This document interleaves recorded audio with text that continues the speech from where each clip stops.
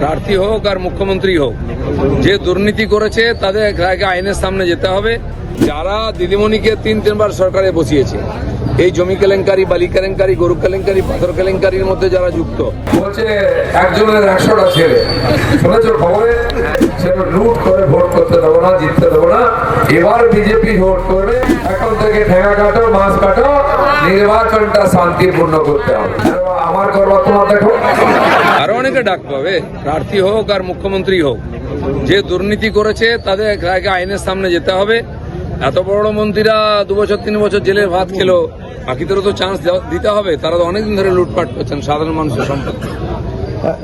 এখনো পর্যন্ত বিভিন্ন যে দপ্তরের লোকদের চেঞ্জ করা হচ্ছে, সেটা নিয়ে অভিযোগ করা হচ্ছে আপনাদের নিজেদের লোককে সেখানে নাকি বসানো হচ্ছে। আমাদের লোক কি আছে পশ্চিমবাংলায়?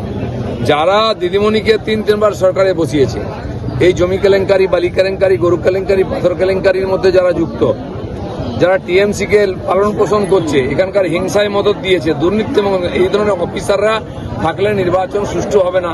তাই পরিবর্তন হচ্ছে, সবার রেকর্ড আছে। প্রায় 70 লক্ষের উপর এডুকেশনে বাদ গেছে, সেখানে তো আপনাদেরও লোক আছে। আমাদের তোমাদের নয়, যে যোগ্য নয় তার বাদ গেছে, আর যে যোগ্য বাদ গেছে তাকে এখনো ভোটার হওয়ার সুযোগ আছে, অ্যাপ্লাই করা উচিত। এইগুলো একটু হিন্দিতে যদি বলে দেন। সকালবেলা হয়ে গেছে, সব হয়ে গেছে। আমরা তো জানতাম আমাদের গ্রাম বাংলায়, আমরা যখন ছোট ছিলাম, আর 4টা ছেলে ছিল, 6টা ছেলে ছিল, মেয়ে ছিল। এখন তো তোমাদের 2টা 3টা হলে বাপ আর পারবো না, বাপ আর বাড়াস না, বলবে কিনা? 2টা ছেলে 3টা ছেলে বলে আরে না না, পড়াতে পারবো না, খাওয়াতে পারবো না।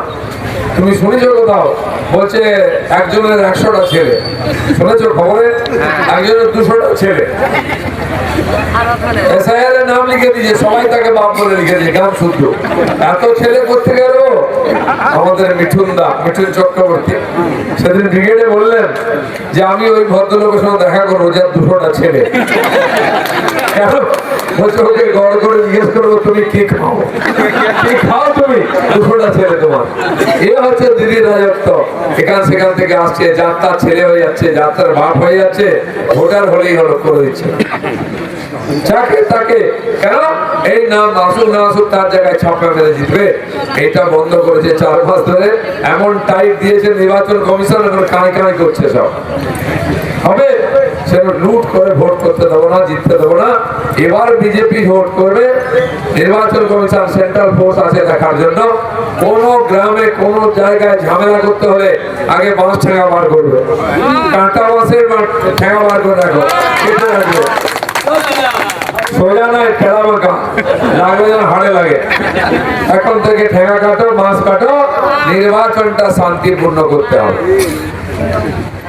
অনেক মার খাইছি বাবু, না পিঠে দাগ আছে, শোধবোধ নিতে হবে নি পুরা। তা তুই ঠেঙা কাটো, ভোটটা আমার করবা। বলে দেখো সিপিএম করেছে, আমার দেখিয়েছি, টিএমসি করেছে, আমার দেখিয়েছি, আর আমার করবা তোমার দেখো। ঠিক আছে, আমার এখানে দেখো আর তোমার করবো, ধরে দেখো তোমার। এই যে পরিস্থিতি, এর পরিবর্তনের জন্য এখানে সরকার পাল্টাতে হবে।